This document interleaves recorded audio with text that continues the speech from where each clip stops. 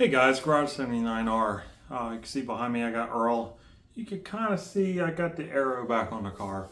I'm about to give the car a bit of a shakedown and check after last weekend's event. It's been a while since I've done a proper video because I've been proper busy. And also I haven't had much to film. Earlier in the year I replaced the clutch in Earl. Took out the old 6 paddle racing type clutch from Action and got one of their Kevlar units. The Kevlar supposed to have much better streetability.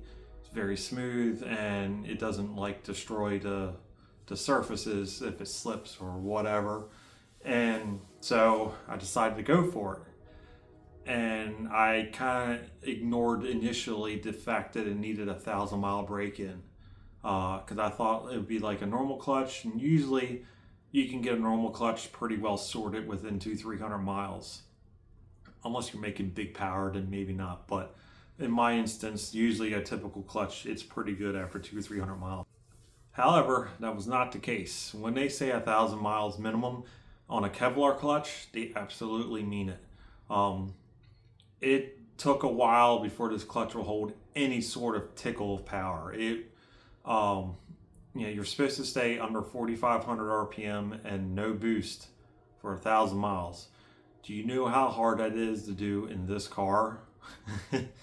Even with my dialed down boost curve, so it's a ramp, or I wouldn't say dialed down, but it's a progressive boost curve. It still was hard to behave, and anytime I thought I wanted to crack into the throttle to help get around a car or something like that, or an obstacle in the road or whatever, it would slip. I mean, not even properly trying to make power, just crack the throttle, it would slip. I was worried there for a while there. After about 650 miles or so, it started to hold power in second gear. And I wasn't going flat out, but just being able to crack into it, briefly to do whatever. I wasn't trying to abuse it, but I was just trying to figure out when does it start to really bed in.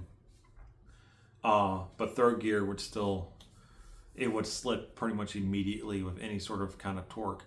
So after about 850 to 900 miles, then third gear started holding power. And that's also when the main upgrades for Earl this year showed up. Earl's got a brand new competition spec suspension. I went all in, pretty much got the best thing I can get. And so now it's got Redshift competition coilovers. Now, if you're unfamiliar with Redshift is also who made the suspension that's on my Yaris. Those were based off a set of standards, and they blew them apart and revalved them. They're not doing that standard based line anymore, so they're strictly BC based coilovers. So they basically, and I think I explained this in the Yaris video, they're just using BC to get the fitment, to get the physical unit. Then they blow them apart, they change the valving. I think they upgrade the oil and some other little doodads and whatnot and make them their own. They offer the street spec, which is like what I have in my Yaris, and they offer the competition spec. So we got comp spec for Earl here. We also went much higher in spring rates. Before, on my old Fortune Autos, I was running 7 in the front and 6 in the rear. We went with 10 in the front this time and 7 in the back. That's primarily because of the big aero on the car, and of course I run the really wide tires in the front, the 245s. So I got those in. Now when you order a set of Redshifts, they do take a few months to get. It's basically one guy doing it. I think it's a 3-person company, but only like one guy actually does the actual internal work on the dampers. So it takes a while to get to stuff, but it's worth the wait. So got them in, and I also got some TB developments. They're a UK-based company. They make some high caster top mounts for anything that's using a BC-based or Meister R or K-Sport. They all have like the same bolt pattern on the top bearing, so it's a plate that works with that style to move the strut back and give you more caster.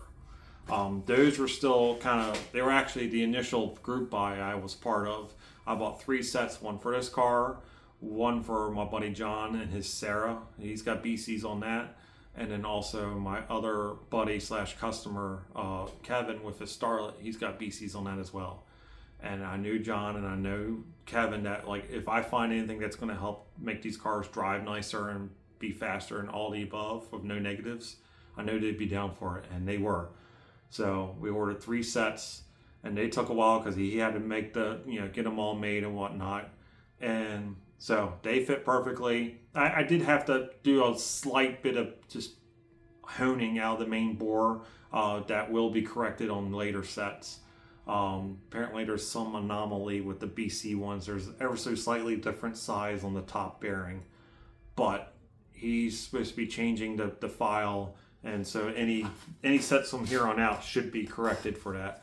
But if you do get a set that's tight, it literally, you just take a flap wheel on a 1/4-inch die grinder and just knock the anodizing off essentially, and they pretty much went right on. So anyway, those fit perfectly. They gave me good caster. So now this car has 3.8 degrees of caster now. Stock, these cars have about 0.5. And for reference, my Yaris has 5 degrees of caster, and that has no caster mods. That's just stock. And I think that's a lot of why there's a difference between these cars and my Yaris, for example, in terms of how they feel and turn in and whatnot. And you might ask, if you don't know what caster does for you, caster really helps with dynamic camber. It allows more tire to really be used in the corner and the turn. It also can help with straight line stability a little bit. Though in this car with my current alignment, straight line stability is kind of because I'm running a little bit of toe out. I got so much camber. But if you're running normal stuff, normal numbers, the extra caster, it helps with straight line stability as well. The car rides extremely well, considering this is not supposed to be a road-going suspension. Is it a Cadillac? No, it'll never will be. But it's well controlled, well dampened. My couple favorite spots that I use to go test out, valve settings on dampers. One spot has the bump mid-corner, and I know I have video of that, me and the Yaris and my titties jiggling in the Yaris. I use that. This car, it's got all this spring rate, which is like, boom. It was nothing. It was so good over those bumps. And then there's another bump I use. It's just on a straight. I don't think I've ever videotaped there. It's just an odd set of bumps in front of this guy's house. I don't know what happened. I don't know if a big rig sat there for like a month. I don't know. It's a weird set of bumps. And the Yaris in this is really good. Floyd with just the drop springs on KYBs does this. The Highlander does this. So these are some good coilovers. So I just jacked the car up. We're gonna give the car a shakedown, just double check everything, make sure everything looks good and it's behaving, staying tight. I might rotate the tires to run them backwards. I gotta check the weather for next week because I have another event this coming Sunday.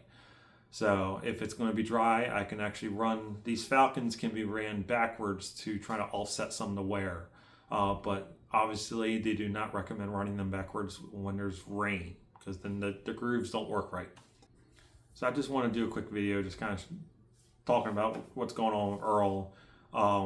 If you really want to stay up to date with anything going on with my fleet, follow me on Instagram, _garage79r_. I always post on there. It's easier to make a post about a small thing than have a lot of little things built up to make a video. And more often than not, I'll shoot a video and end up scrapping it because of XYZ. Anything can happen. I get distracted or run out of time or something's going wrong or whatever. And so I've actually filmed probably at least a half dozen videos in the last handful of months, and I just deleted them because I wasn't happy with them. And I'm not going to make content for just the sake of content. That's not who I am. This is not I need to make content every other day channel. This is just basically a vlog following what I do with my own personal cars. This is not even a channel to represent my shop, because it's not. What I do with my cars is a little bit different than what I do for my customers. So I'm going to give the car a quick shakedown, inspect things. I've also been chasing an axle seal issue. So far I haven't seen any puddles, so I think I finally fixed that. It's only taken 5 axle seals to get to this point. and that's a whole nother story for a whole nother thing if I care to. So anyway, let me shake the car down and let's get on with this.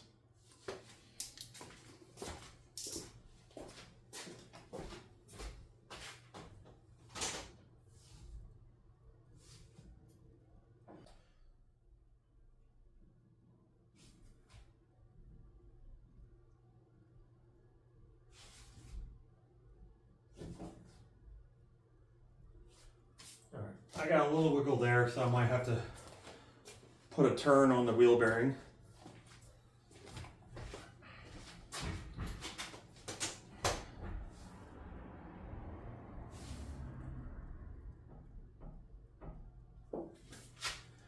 Yeah, same for that. All right, so initially right off the bat, everything feels good. I have the slightest bit of play in the rear wheel bearings, so I probably won't do that tonight. I might do that tomorrow, but I'll pop the caps off and I'll give them an extra quarter turn or so to see if it feels any better. I did do the rear bearings when I did the rear brakes a couple of years ago, so I don't think the bearings are worn out or anything like that. It's just they just broken in, so I just need to done. So I'm gonna pop the wheels off. I already cracked them loose because I don't have a gun here, so or dac as some other people call them. So I've already cracked them loose on the ground. I just gotta knock the lug nuts off, and I just want to look around, just inspect everything.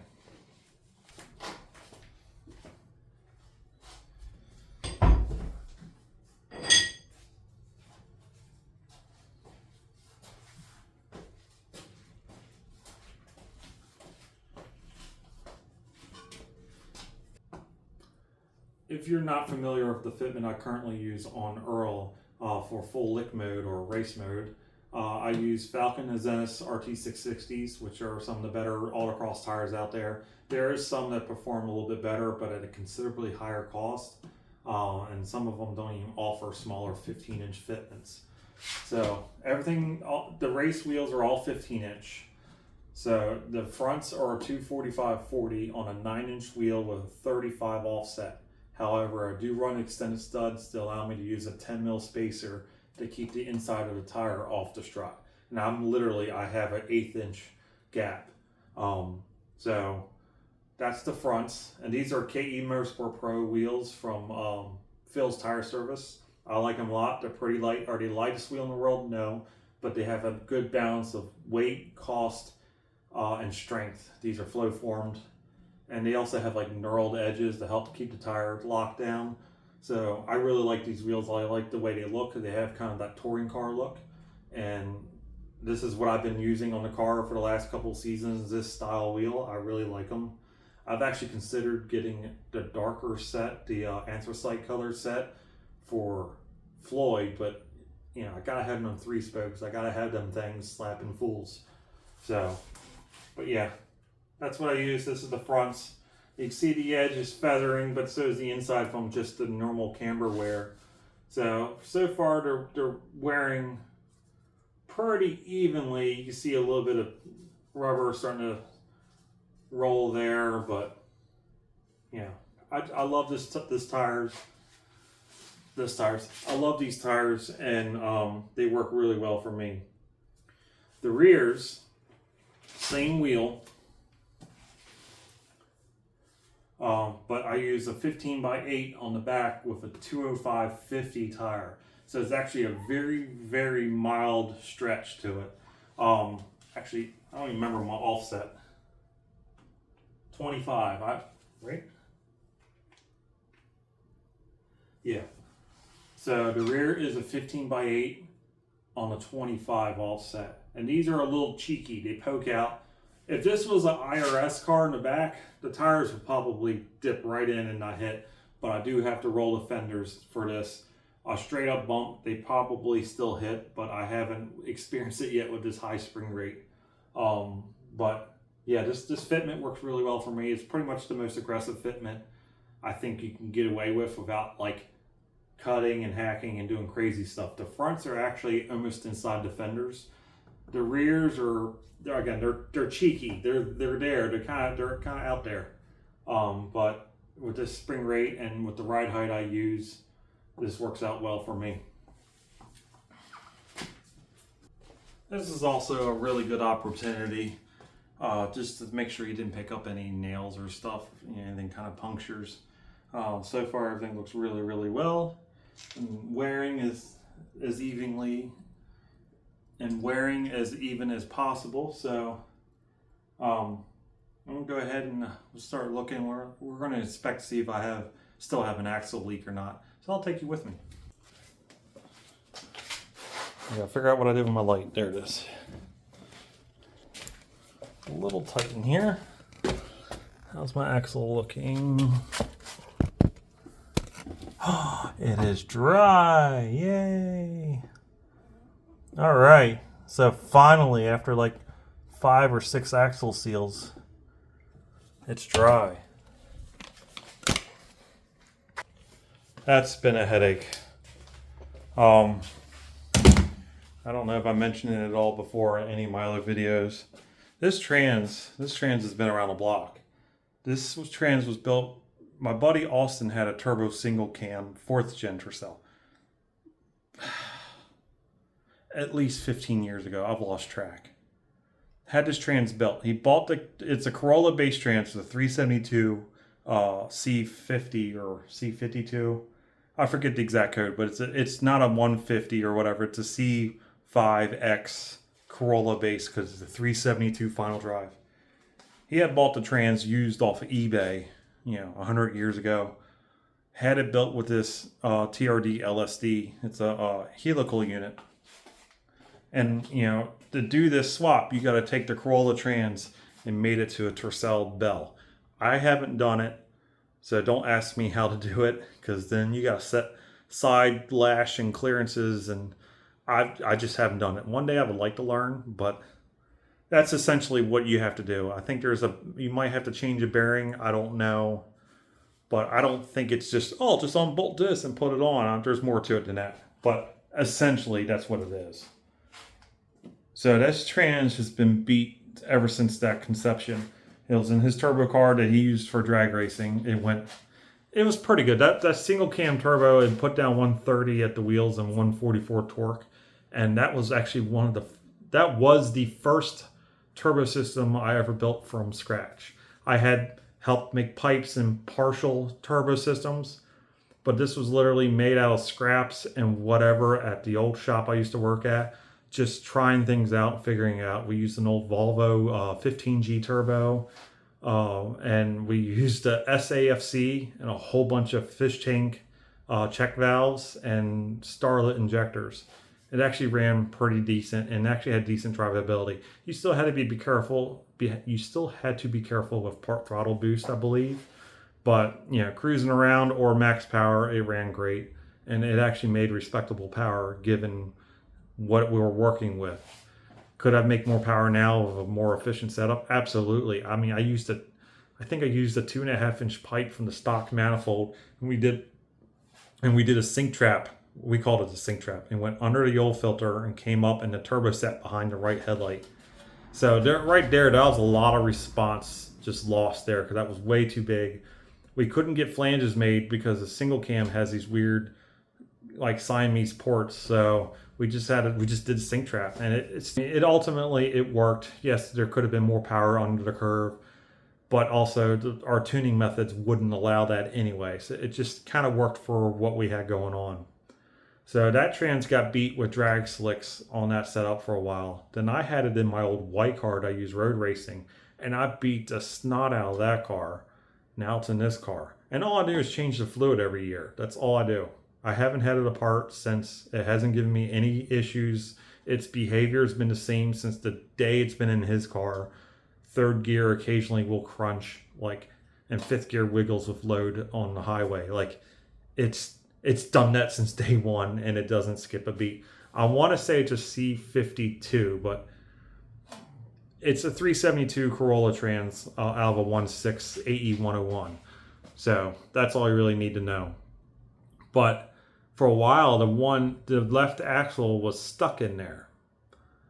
And I was like, well, whatever. The axle doesn't make noise. It's not broken, and it doesn't leak. No big deal. Then I think 2 years ago, it finally started making a noise, and I was able to get the axle out. And then ever since then, I've always had a little bit of an axle seal weep or something, and then actually the last two sets of seals were pretty much actively dripping out, and it's just like, what am I doing wrong? Um, and I also, I put these brand new heavy duty axles in, which the car doesn't really need. These cars I can make this power on stock axles and be fine. It's just one of those, I had them, so I used them. And I did that primarily to get a nice new surface. Even then, I was still getting leaks. Finally, now I don't have leaks, and I don't know what I can tell you I did differently. I really don't know. I made sure that the seal lines up on the smooth part. Like, I made sure there's nothing weird going on or a manufacturing change. I don't know. Now it holds. Of course, now at this point, I've lost a good fluid. I had tried redlining this for a while, but then it puked it right back out. So right now, I'm actually experimenting with synchromesh fluid, and so far it seems all right. We'll see. The verdict is out. We're actually going to try some synchromesh in John Serra as well, because that's got a pretty nasty fifth gear crunch. If the RPMs are coming down, it crunches. If you were like let off and then you had to bring the RPMs up to go into fifth, then it doesn't crunch. So it's definitely a synchro issue. It's not like a clutch issue. So we're going to try that and see if it could just bide a little time until we can get a better transmission upgrade for that car. So anyway, that's it for tonight. I'm going to tighten up these rear bearings probably tomorrow night. I have a doctor or a dentist appointment tomorrow night, so as long as I'm feeling up for it, I'll tighten up those rear bearings. Probably throw the wheels back on and just have the car ready to go for next weekend's event. So I'll see you guys on the next one.